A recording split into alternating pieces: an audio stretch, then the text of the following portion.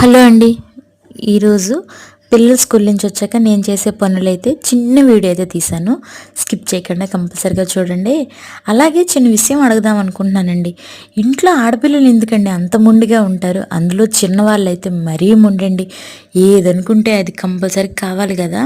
ఇప్పుడు యూట్యూబ్లో అండ్ ఇన్స్టాగ్రామ్లో భలే ట్రెండ్ అయిపోతుంది కదా ఇది, ఈ చెవులకు పెట్టుకునేది. అది అయితే మాత్రం కొనమని ఎంత ఏడ్చిందంటే మా పాప వాళ్ళ డాడీని అయితే, డాడీ కొనిపించి డాడీ అనేసి ఎంత అల్లరైతే చేసింది. నన్నైతే అడగదండి ఏది కూడా, వాళ్ళ డాడీ ముద్దు ఎక్కువ.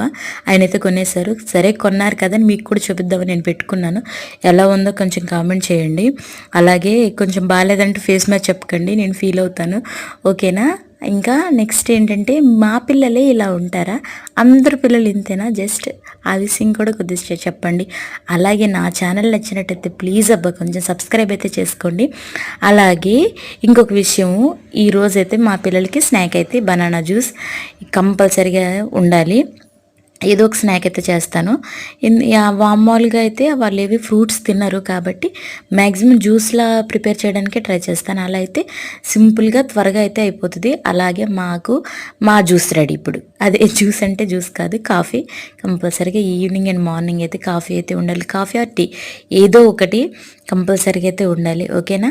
అలాగే నెక్స్ట్ వీడియోతో మళ్ళీ కలుద్దాం. ఓకేనా? Bye. Please subscribe and share and comment. Bye bye.